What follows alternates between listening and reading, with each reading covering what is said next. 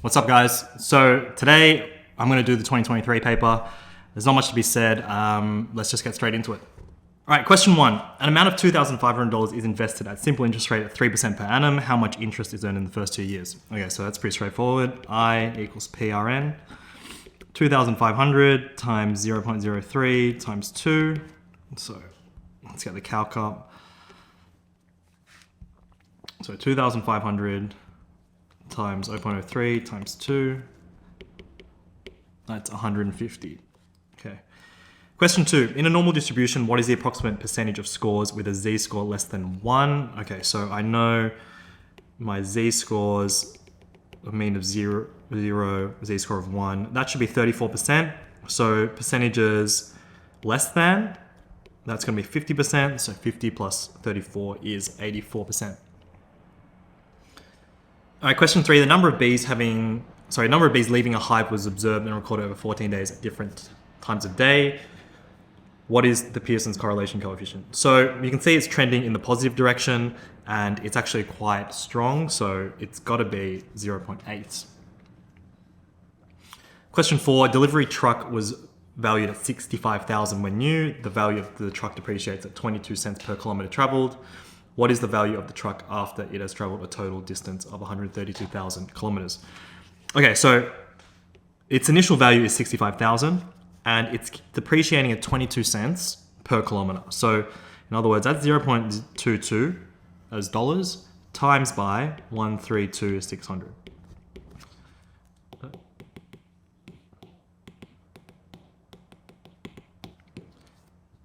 132,600. Okay, so that is 35,828.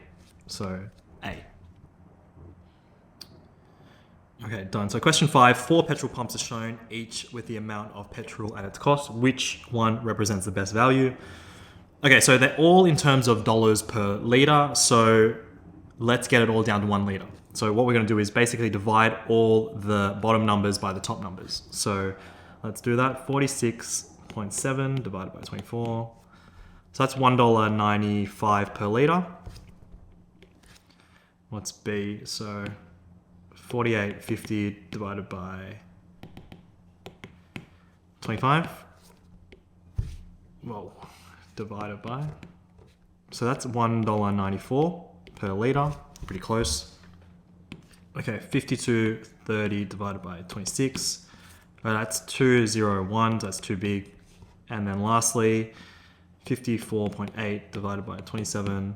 That's also too big. Okay, so you rule these 2 and 3 out. So our answer is B.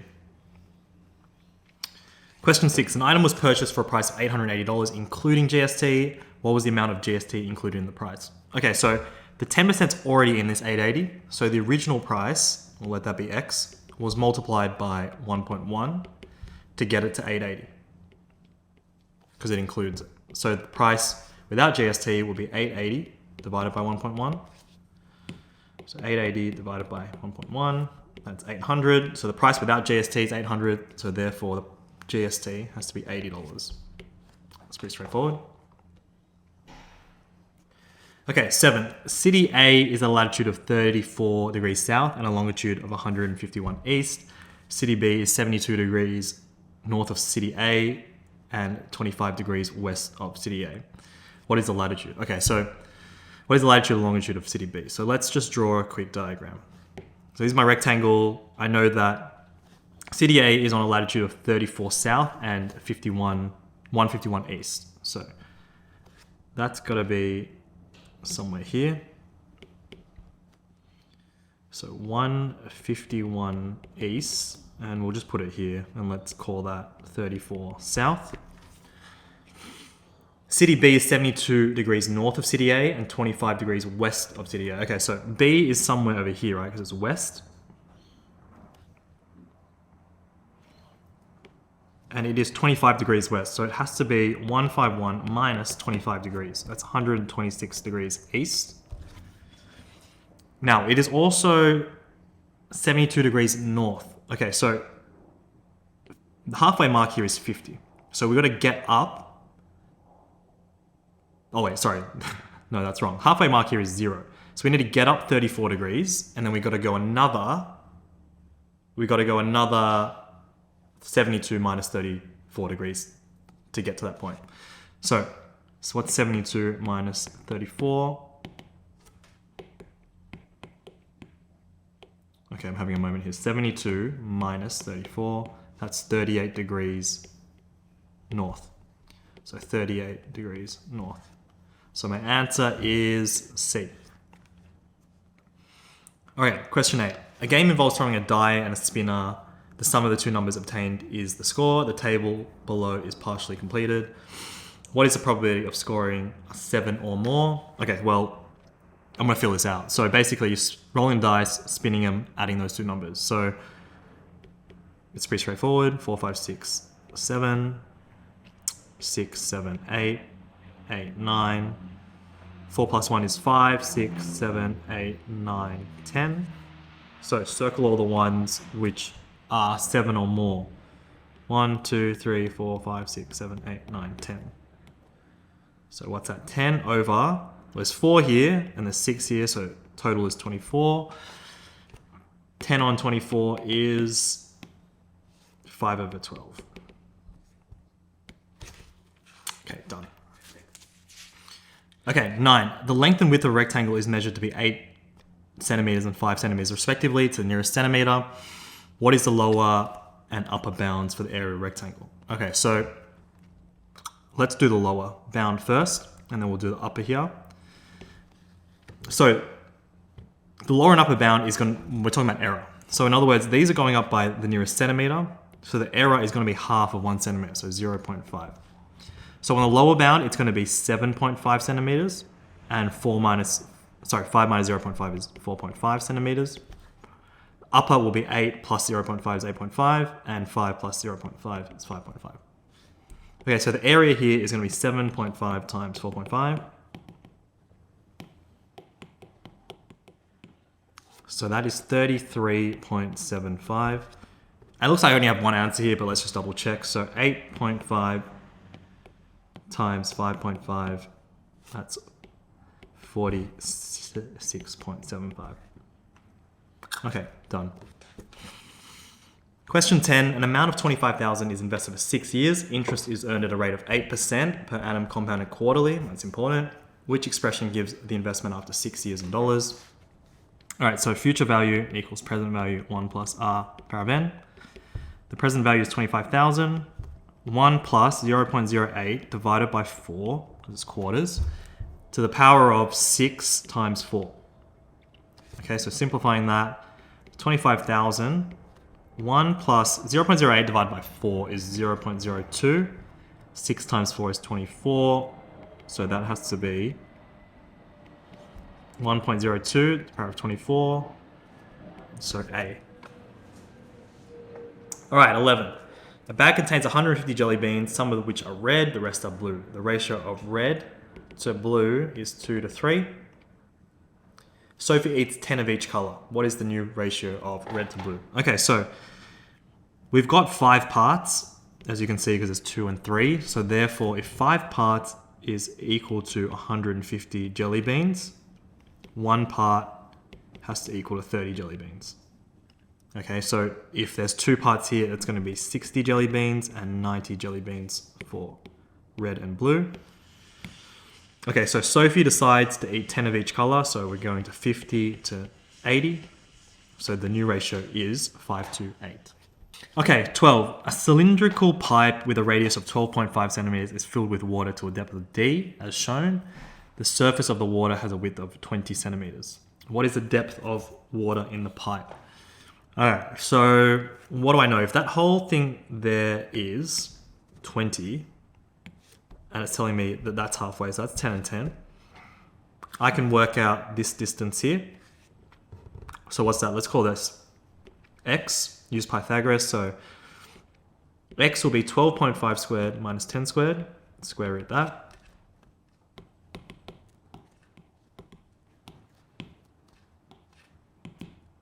So that's 7.5. That's x. Okay, what else do we know? So we know that This thing here is 10.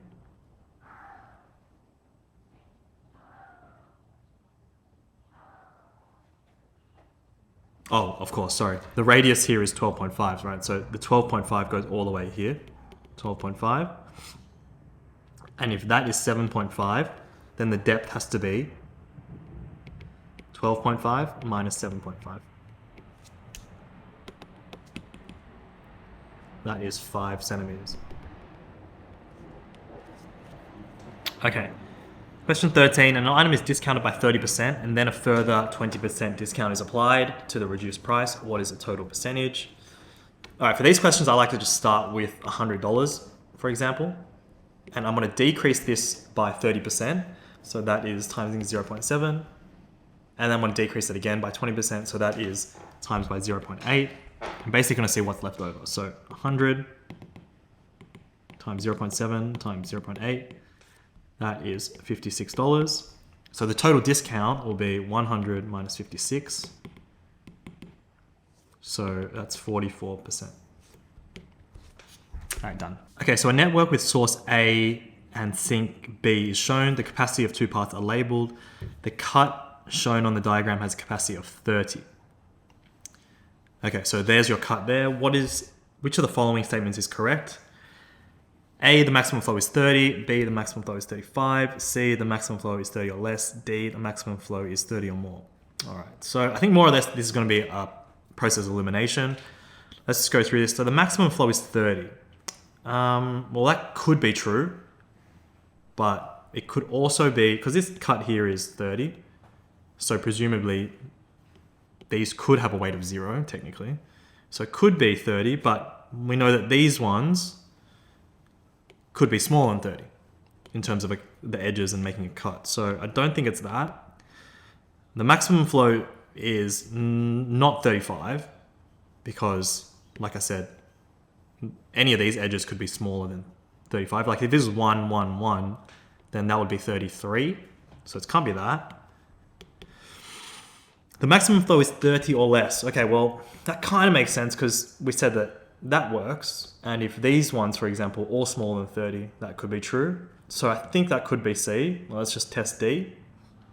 The maximum flow is 30 or more. Well, that's probably not true because, like I said, these edges could be 1, 1, and 1 in theory. And that would give me a minimum cut of 3. So max flow is 3. So I think the answer is 14C. All right, last one on multi-choice. Ashan's mathematics class needs to complete 6 tests, each worth 100 marks. After completing the first 5 tests, Ashan calculated that he would need a mark of 90 in the final test in order to have a mean mark of 80 for the 6th test. What was Ashan's mean mark after completing the first 5 tests? All right, so there's a lot there. Let's just look at this bit here. So we know that it's worth 100 marks each. And after completing the first 5 tests, he calculated he would need a mark of 90 in the final test to get a mean of 80. So let's say that in the first 5 tests, so let x equal the total of 5 tests. So the first 5. So it says after completing the first 5, which is x, he calculated that he would need a mark of 90 in order to get a mean. So we'd have to divide by 6 tests to get a mean of 80. Okay, so let's do this equation. So x plus 90 equals 6 times 8 is 480. X is 480 minus 90. So that's 390. So the first 5 tests add up to 390. What was Ashan's mean mark after completing the first 5 tests? Well, I would divide 390 by 5. So his mean, 78. All right, multi-choice done. All right, 16. So the graph shows Peter's heart rate in beats per minute during the first 60 minutes of a marathon. What was Peter's heart rate 20 minutes after she started her marathon? Okay, well, here you got your heart rate and time. What was her heart rate at 20 minutes? So that's 120. Okay, so 120 beats per minute. Peter started the marathon at 10 a.m. At what time would her heart rate first reach 140 beats per minute? Okay, so now we're doing the reverse. 140, see where it hits the graph. So 30 minutes in. So it's going to be 30 plus 10 a.m. So that's 10:30 a.m. Okay, done. 17. The table shows some flight distances rounded to the nearest 10 kilometers between various Australian cities. So it looks like we have a network we need to draw. Use the information in the table to complete the network diagram where the edges are labeled with the distances. Okay, so let's just go through each city and we'll tick them off as we go. So Adelaide to Hobart is 1170. So Adelaide to Hobart here is 1170. Adelaide to Perth is 2120. That's done. Brisbane to Darwin is 2850.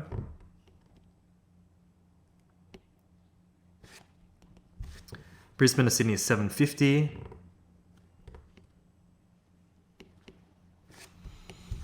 Darwin to Brisbane is 2850, so that's done too. Perth to Darwin is also done. Sydney to Darwin, 3150.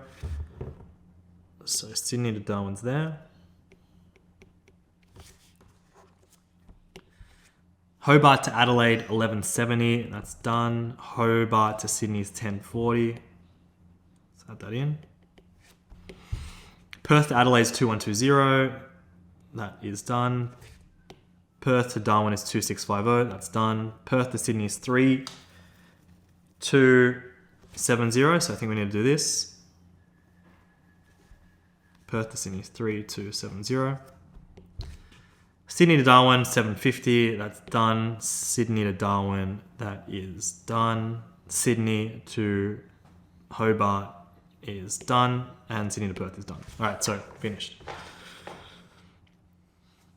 Martha wants to travel from Hobart to Darwin. She wants to change planes only once. Using the network diagram, calculate how many kilometers she will travel by plane. Okay, so she's traveling from Hobart to Darwin.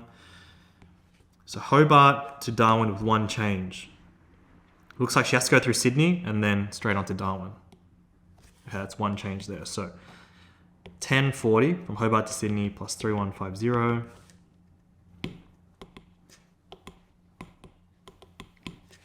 4190 kilometers. Okay, sweet.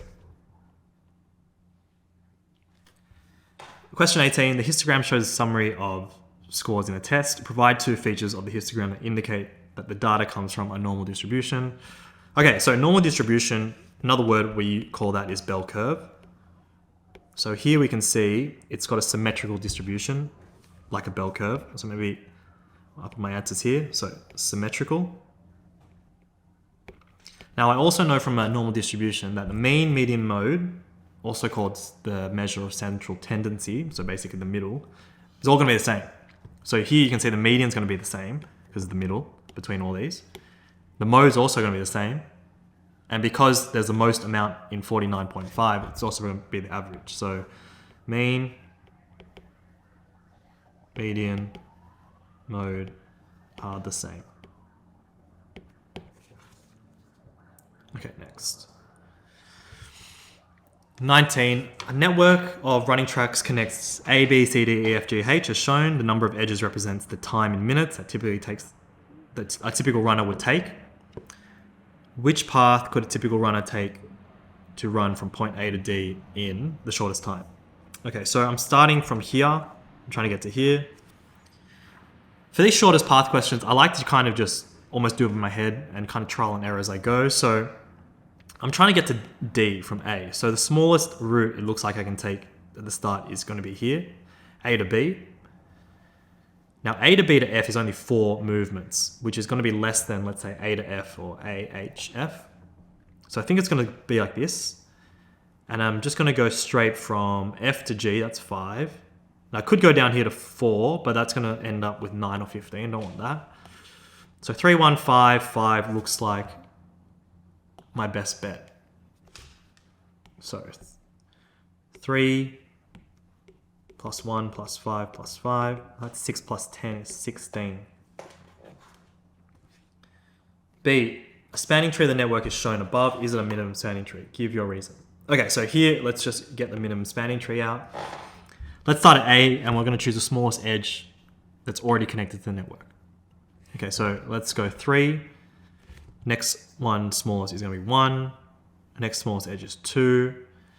Next smallest edge is 4, I think. Followed by 5. Followed by 5. Followed by 9 there. Okay, so is that a minimum spanning tree? No. Because we can see the minimum spanning tree should include 9. Should include 9 and not 11. Okay. Question 20. On another planet, a ball launched vertically into the air from the ground. The height above the ground, h meters, can be modeled by the function that, where t is in seconds. The graph of the function is shown.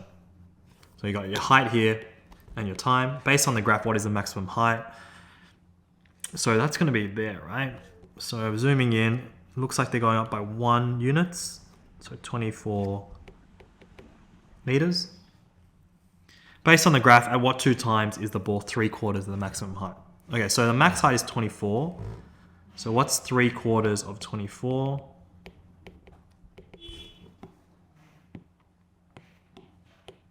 I could do this in my head, but too lazy. So 18 meters. So what 2 times is it 18 meters? Let's go 16, 17, 18. Draw it across. Oh, that's nice. So it's going to be 1 second and 3 seconds.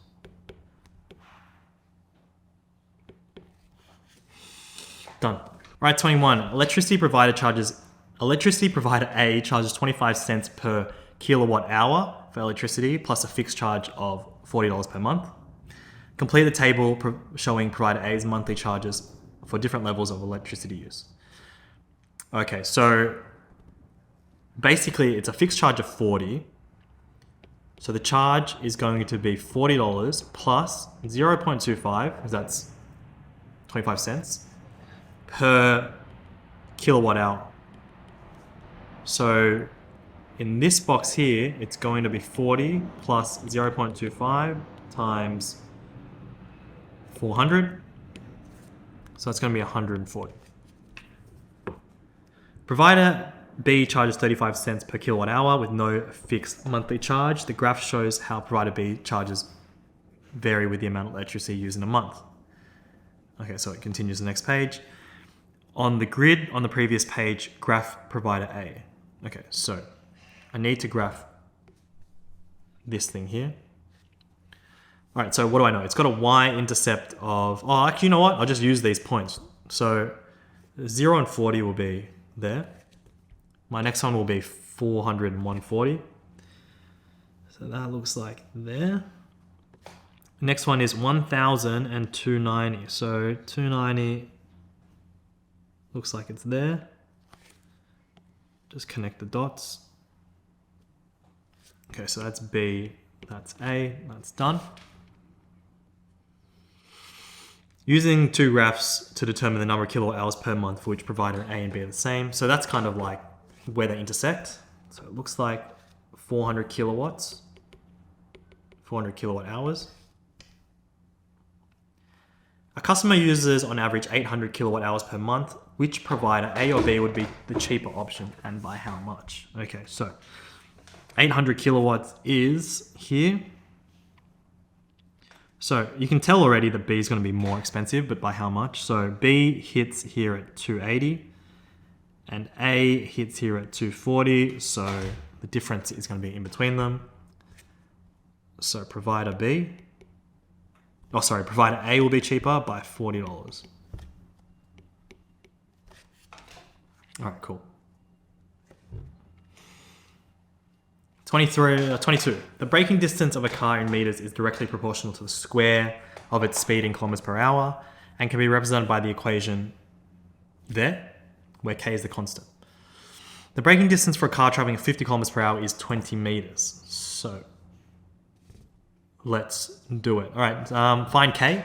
So braking distance is 20 is equal to k times 50 squared. So k will be 20 over 50 squared. That's 0.008. That's k. What is the braking distance when the speed of the car is 90 kilometers per hour? So let's say B is equal to 0.008 times 90 squared.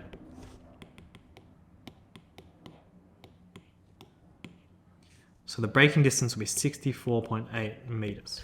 All right, done. All right, 23. 100 tickets are sold in a raffle which offers 2 prizes. Hazel buys 5 of the tickets. A ticket is drawn at random for the first prize. A second ticket is drawn from the remaining tickets for the other prize. What is the probability that Hazel wins both prizes? Okay, so let's just quickly whip up a tree diagram. So she's going to win and lose in the first draw, and she's got 5 out of 100 tickets. So losing would be 95 out of 100 for the first draw. Now after these draws, the first one, she can either win or lose, and win or lose. But we're only really interested in the probability that she wins both. Okay, so actually I'll just fill it out so you can see. So the probability that she wins again, well, she's gonna have 1 less winning ticket out of a 99 total. The probability that she loses in the second one will be 95 out of 99. If she loses the first one, the probability that she wins the second one will be 5 out of 99. And if she loses the first one, the probability that she loses the second one will be 94 out of 99. Now, I want win-win, so I'm just going to multiply along that branch. So what's that? 5 over 100 times 4 on 99. So that's 1 on 495. All right, question 24. The diagram shows the cross-section of a wall across a creek. Use 2 applications of trapezoidal rule to estimate the area of the cross-section of the wall. All right, so it's pretty straightforward. Trapezoidal rule, I need this distance, that's 4, that's 4. So I'm going to find the area of 1 and 2 using trapezoidal rule. So area 1 will be height, which is 4 on 2, 1.9 plus 2.7, plus, just repeat for the second one, 4 over 2 plus 2.7 plus 1.7. So what's that? 4 on 2, 1.9 plus 2.7 plus 4 on 2, 2.7 plus 1.7. So that is nice. That's 18 square meters. Question B. The wall has uniform thickness of 0.8 meters. The weight of 1 cubic meter of concrete is 3.52 tons. How many tons of concrete are in the wall? Okay, so here they're asking for volume. So the volume is always area times height. I've got the area from the previous question, and the height or depth in this case is 0.8. 18 times 0.8, that's 14.4 cubic meters. It's telling me that every 1 cubic meter is 3.52 tons, and we want to know how many tons of concrete in the wall. So I just times this by 3.52.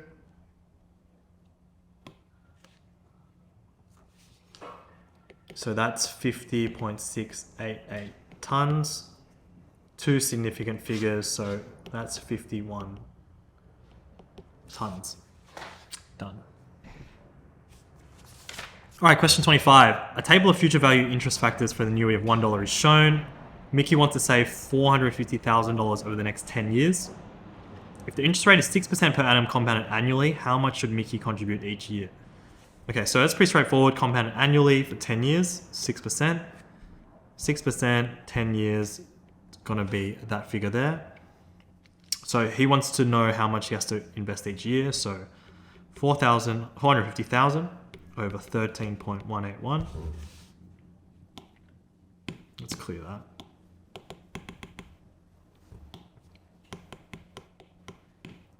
So he's going to have to invest $34,140 to nearest dollar. Okay, done. Instead, Mickey decides to contribute $8,535 every 3 months for 10 years to an annuity that's paying 6% per annum compounded quarterly. How much will Mickey have at the end of 10 years? I'm trying to do the reverse now. So 10 years quarterly, that's going to be 40 terms. And your rate is going to be 6 divided by 4, so that's 1.5%, I think. Double check. Yep, 1.5%. So our interest factor will be 54.268. 8535 times 54.268.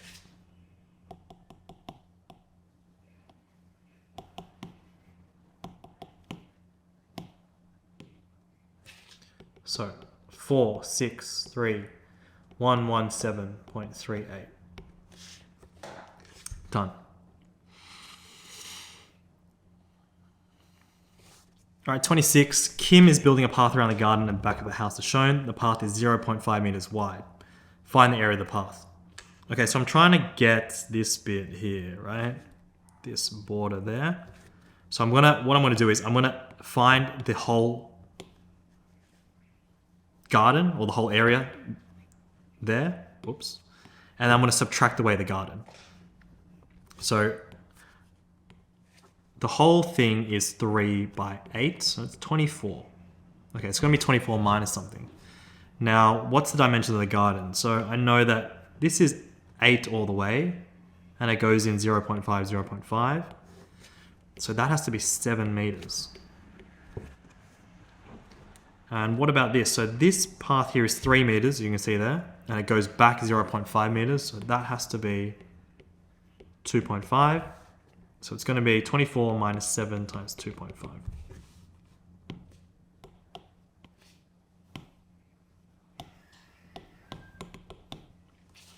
So the area of the path, 6.5 meters squared. B. Kim is mixing concrete for the path. The concrete mix is made up of crushed rock, sand, and cement in the ratio of 4 to 2 to 1. Let me just write that out. So concrete is made up with rock, sand, cement, 4 to 2 to 1. Kim needs 2.1 tons of concrete mix in the correct ratio. Calculate how many 15 kilo bags of cement Kim needs to buy. Okay, so she needs 2.1 tons. Now 2.1 tons is 2,100 kilograms. Calculate how many 15 kilo bags of cement she'll need to buy. Okay, so how many parts do we have? We got 4 plus 2 plus 1, that's 7 parts. 7 parts is equal to 2,100. So one part will be 2,100 divided by 7. It's got 7 parts. So that's going to be 300. What's the next one? So that's going to be 600, just double that one. And then this will be 1,200. So let's just check if it adds up to 2,100. Whoa. Okay, sweet. So that is the breakdown in kilograms. So how many 15 kilo bags of cement will Kim need to buy? So that's what we're looking for. 300 divided by 15. She's going to need 20 bags. All right, cool. All right, 27. The diagram shows the location of 3 places, X, Y, and C. Y is on a bearing of 120 and 15 kilometers from X. C is 40 kilometers from X and lies due west of Y. P lies on the line joining C and Y and is due south of X. Okay, so all that information is already there. So question A, find the distance between X and P. Well, that's this distance there. Maybe I'll call that X. So what do I know? I know that that's 120, so this has to be 60 degrees. And now I can just do some SOHCAHTOA. So cos 60 is equal to X on 15. So X will be 15 times cos 60.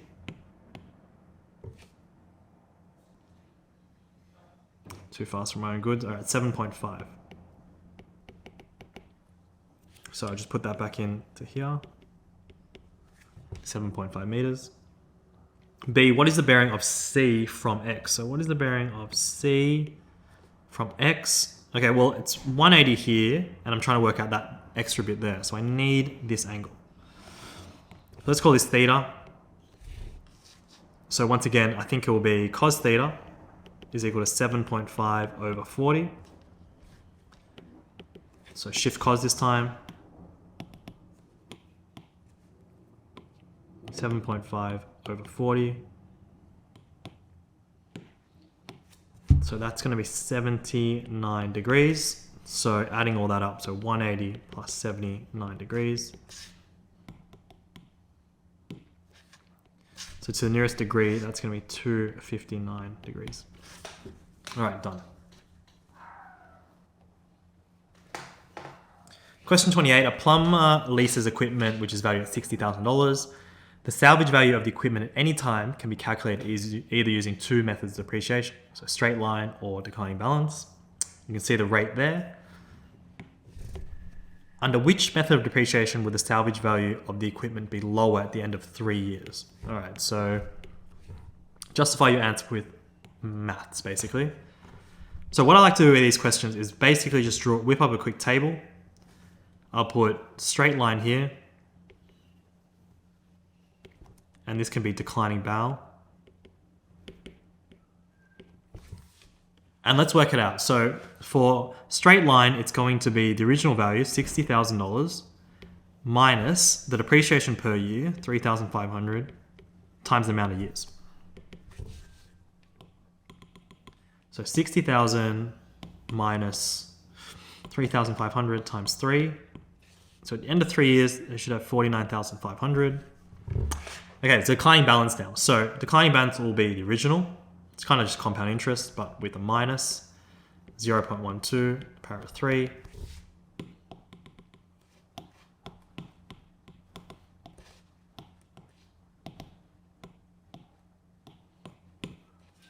So in declining balance, you're going to have 40,888. So clearly, that declining balance is going to be lower.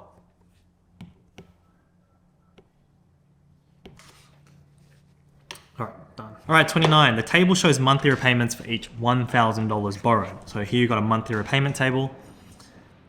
A couple borrowed $520,000 to buy a house at 8% per annum over 25 years.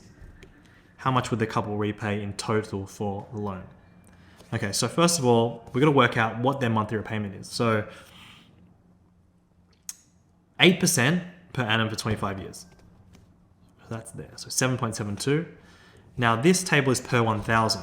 So for this amount, we're going to have 520 of those times by 7.72.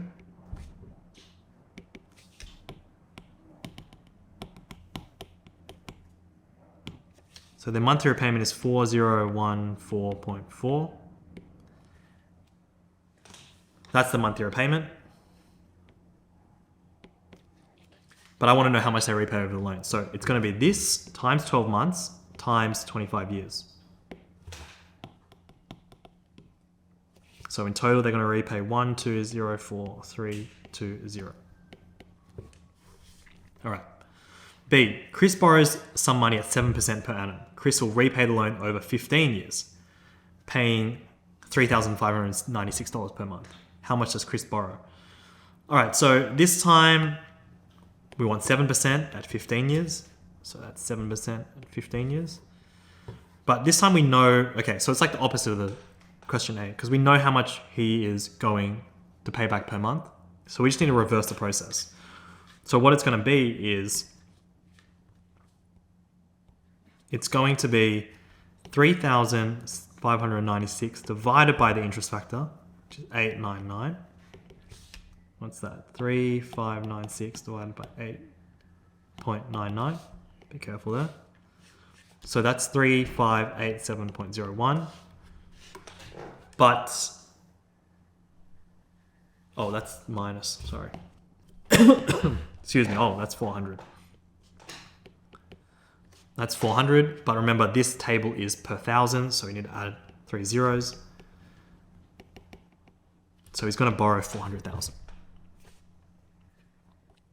All right, question 30. A receipt from a supermarket shows a total of $124.87. The GST shown is this, $3.86. GST at a rate of 10% is charged on only some items. What is the value of the items which did not have GST charged? Okay, so let's think about this. So we know that 124.87 is made up of some items with GST and some items without GST. Okay, so let's do the with GST. So I know that the GST here is 3.86. So 10%, as I'm told, is equal to 3.86. So 100% should be 38.6. So that's the value of the items with GST, 38.6. So what's the items of value without GST? Well, that's going to be the total, right? 124.87 minus the GST, 3.86, minus the items that have GST applied to them, 38.6. So 124.87 minus 3.86 minus 38.6. I think the answer is $82.41. All right, done. Question 31. A function center employs staff so that all necessary tasks can be completed between the end of one function and the beginning of the next function. The diagram shows the time taken in hours for the tasks that need to be completed. Okay, so find two critical paths. So what we need to do is draw our little boxes like so.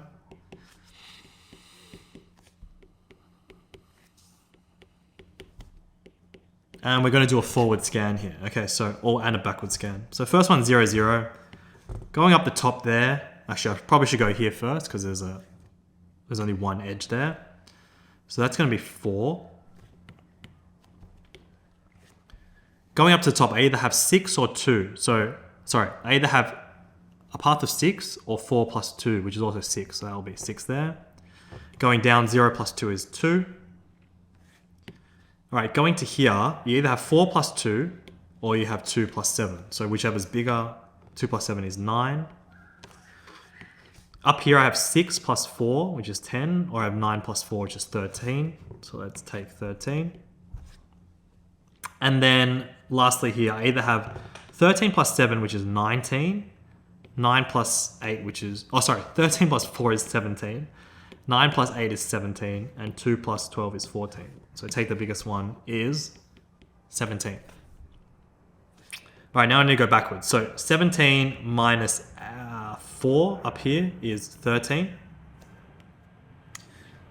Need to make a decision. 13 minus 4 is 9. Or I also have 17 minus 8, which is also 9. So that's there. 9 minus 7 is 2, or 17 minus 12 is 5, so I take the 2. Going either here or here. Oh, sorry, I need to go here first. So 13 minus 4 is... 13 minus 4 is 9. I either have 9 minus 2, which is 7, or 9 minus 2, which is also 7. So it looks like I'm done. Find the two critical paths. All right, so let's just be careful with this. So it's probably going to go down here because the numbers are the same. They go up to here. Okay, 9 plus 4 is 13, so it's going to be here and then here. 9 plus 8 is 17, so there. So my two critical paths is H, I, G, C, or H, I, K. All right, done. B. The function center wants to decrease the length of each critical path by 3 hours. They can do this by hiring one more staff to do one of the tasks so that it takes less time to complete. For which task should the center hire more staff, and how long should the task take to ensure that all tasks should be completed in 14 hours?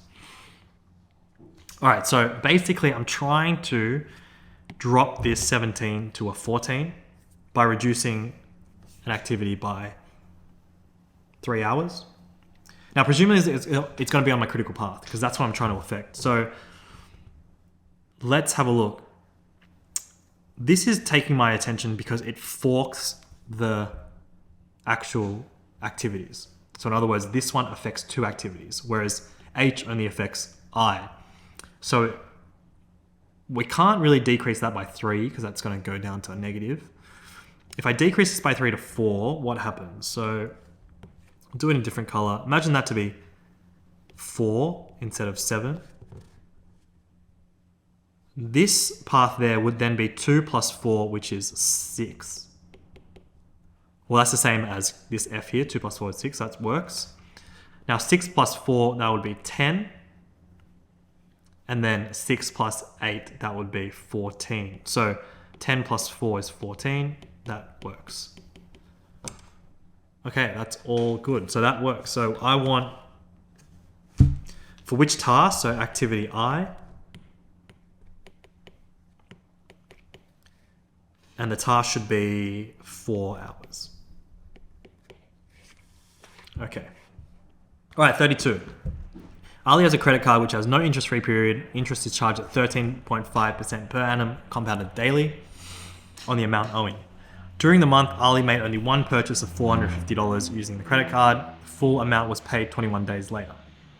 Calculate the amount of interest charged on the purchase, assuming that interest is charged for the 21 days. Okay, so it's pretty straightforward, right? So we're going to do future value, present value, 1 plus r to the power of n. The present value is 450 plus 1, bracket 1 plus 0.135 over 365 is per day, and it's 21 days.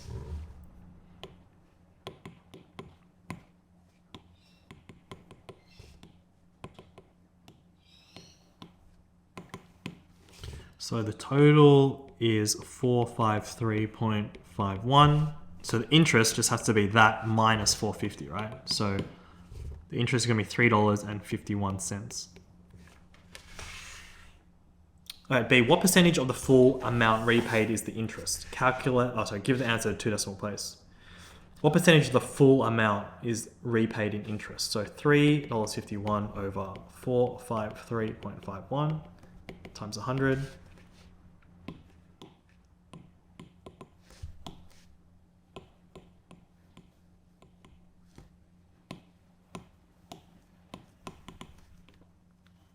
So that is 0.77%.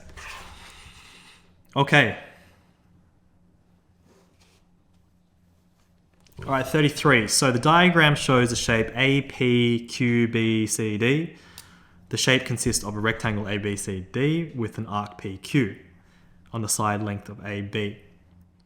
Okay, so it's got side length BC 3.6 and CD is 8. So it's already labeled there.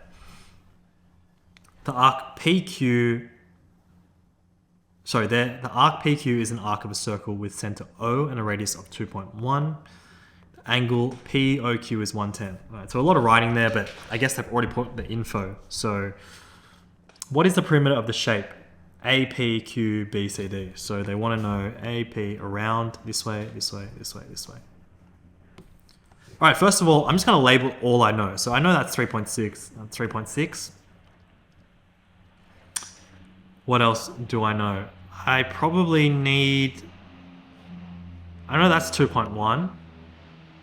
I probably need to find PQ so that I can get this distance here and this distance here. So if you look at it carefully, this thing is just a triangle, and I can use cosine rule. So PQ squared is equal to 2.1 squared plus 2.1 squared minus 2 times 2.1, 2.1 cos 110. So 2.1 squared plus 2.1 squared minus 2 times 2.1 times 2.1 cos 110. Square root that answer. So PQ should be 3.44 meters. That means what's left over. Okay, so if this is 3.44, then this and that has to be 8 minus that. So AP plus QB equals 8 minus 3.44. So 8 minus 3. That's 4.56. Okay, so remember that. That plus that is equal to 4.56. Okay, so the last thing I need to work out is this PQ thing. So if I just draw it out because it's getting a bit messy, I've got 2.1, 2.1, and this is 110. I know this is an arc, so this, in other words, this is part of a circle. So how do I work this perimeter out? Whoops. So I know a circle is 2 pi r. And I've only got part of a circle. So that's going to be theta, which is 110 over 360. So 2 pi times radius, so 2.1, times 110 over 360.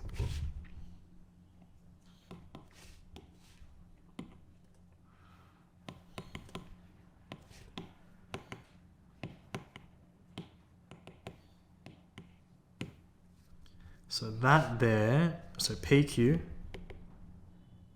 the arc, is equal to 4.03.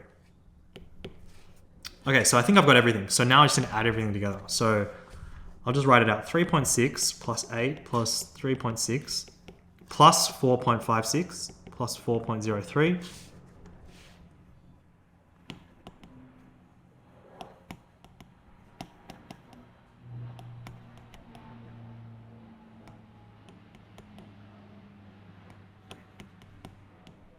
So I think it is 15.79. So 15.8 meters. Okay, we're back. So just realized I made a mistake. I actually forgot to add the 8 in this, didn't I? So plus 8. Silly. So it actually should be 23.79 meters. So one decimal place, 23.8 meters. All right.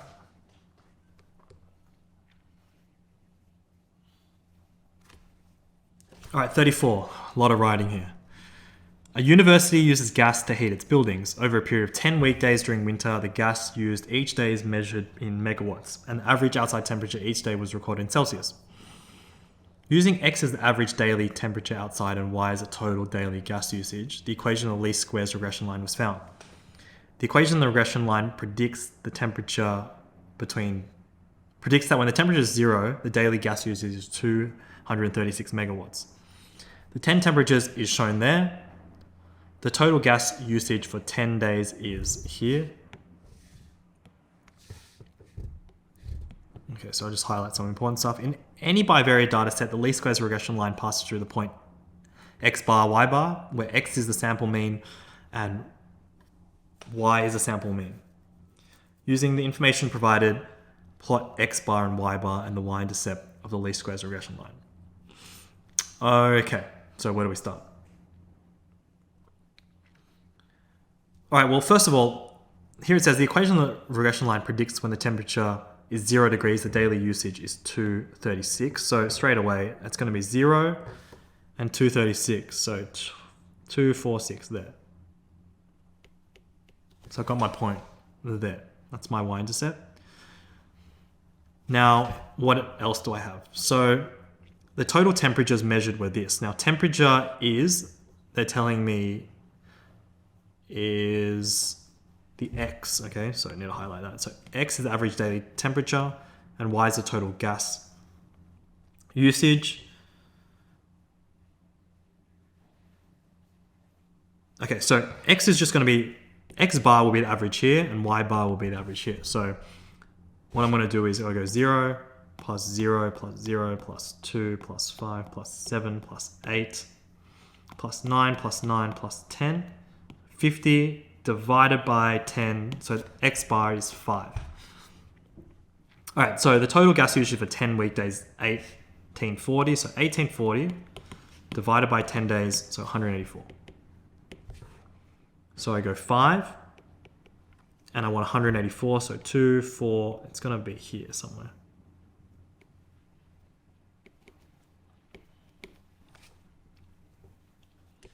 Okay, so that's my X bar, Y bar. Now I'm just gonna put this here. 5 and 184.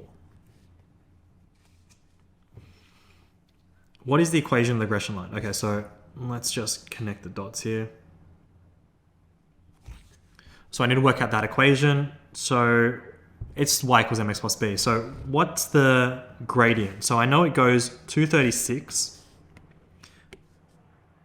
on for 8. So the rise is 236 and the run is 8. So the gradient, it'll be 236 divided by 8 So that's 29.5. Now it's negative because it's going in a negative direction. And I know my y-intercept is already got it here. So 236. So y is equal to 236 minus 29.5x. C, in the context of the data set, identify one problem with using the regression line to predict gas usage when the average outside temperature is 23. Okay, so let's just substitute it in and see what happens. So what do you get? So 236 minus 29.5, 23. All right, so you get a negative value here. So in this case, we can't have negative values for y, because y is the energy use, and we can't have negative energy use in this scenario. Okay. Let's keep going. So the diagram shows triangle ABC. Calculate the area of the triangle to the nearest square meter. Okay, so straight away I can see, let's fill that in. 180 minus 60 minus 25. That's 95. So my thinking here is we probably need this side. Whoops. We probably need this side so that we can do half AB sine C. So let's go ahead and find that. I'll call that X, and I'm going to use the sine rule. X on sine 60 is 12 on sine 25. Okay, so 12 over sine 25 times sine 60. That's 24.59. Okay, so area is going to be, so that's 24.59. The area is going to be half times 12 times 24.59 sine 95. So half AB sine C.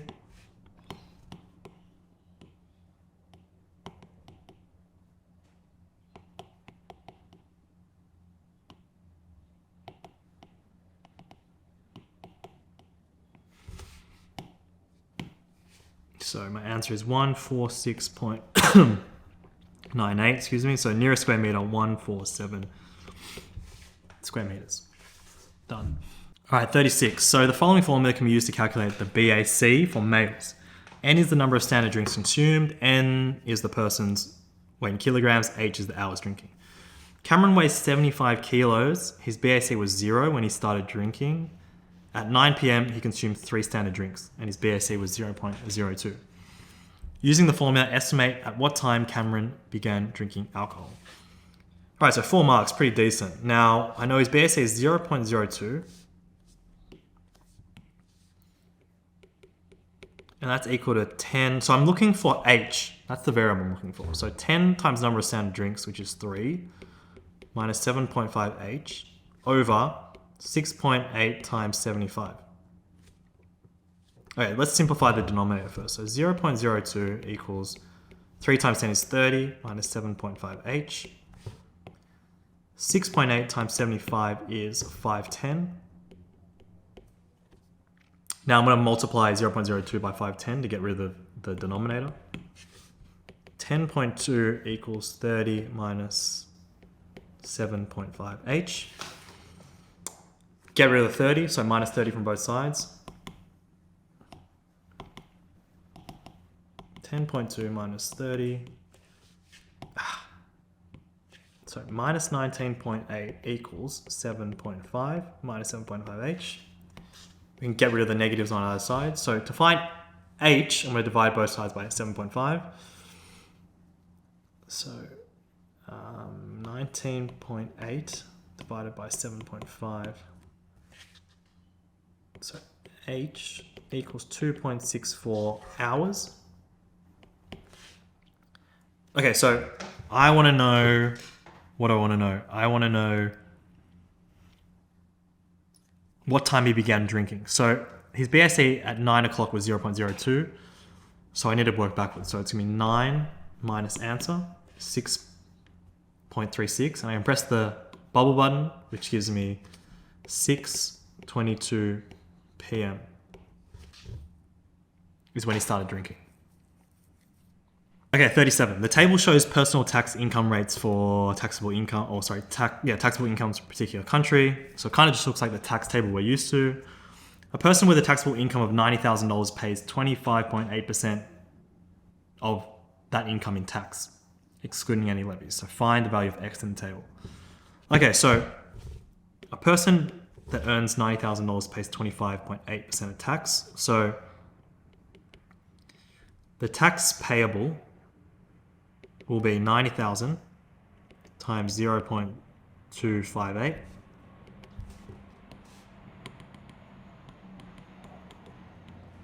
So that's 23220. Now 23220 is going to equal this equation that we're about to form. So 23220 is equal to 18292 plus. Now this is going to be X for each $1 over 78,000. So this kind of process shouldn't be really anything new to you because you've probably done lots and lots of practice. So what it's going to be is going to be 90,000 minus 78,800, and we're just looking for X. So let's get this the other side.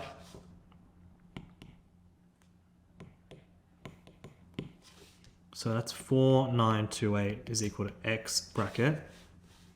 So what's this going to be? 90,000 minus 78800. 11200. So divide both sides by that.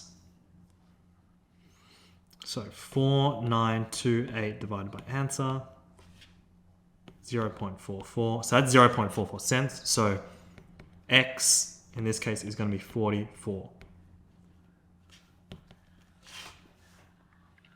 All right, cool. Okay, last one. So the random variable is normally distributed with a mean of 0 and a standard deviation of 1. The table gives the probability that the random variable lies below z for some positive value of z. So there you got some z-scores and some probabilities. The probability values given in the table are represented by the shaded area in the diagram. So everything to the left of that z-score all the way to the bottom. The weights of adult male koalas for a normal distribution with a mean of this, 10.4 and a standard deviation of 1.15. In a group of 400 adult male koalas, how many would be expected to weigh more than 11.93?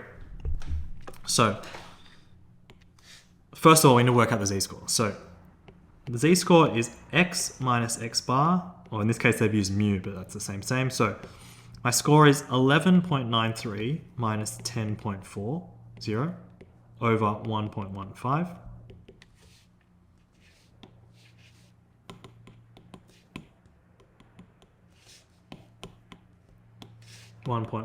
So my z-score is 1.33. Okay, my z-score is 1.33. So this thing here is 1.33, and according to my table, that has a probability of 0.9082. But here it says, in a group of 400 adult males, how many would be expected to weigh more? So I actually want this bit there. Now that bit there is going to be 1 minus 0.9082.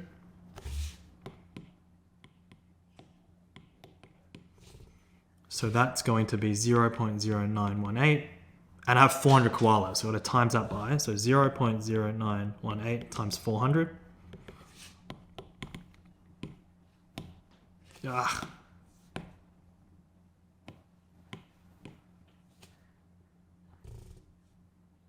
Let's just do this again. So 0.0918 times 400. So that's 36.72 koalas. Now, because that's only part of a koala, I'm going to say there's going to be at least 36 koalas. So I'm actually going to round down in this case. Okay, that's my final answer. All right, so I hope you enjoyed that. I hope you got some value out of it and see or could compare what you got right or not. Otherwise, just hope you learned a few things along the way. I know it's super quick. I mean, looking at the clock, it's just over an hour, but yeah, hope you enjoyed it. If you have any questions, let me know in the comments. If there's any mistakes, which there probably is, also let me know. But otherwise, thanks for watching. I'll see you in the next one. Peace.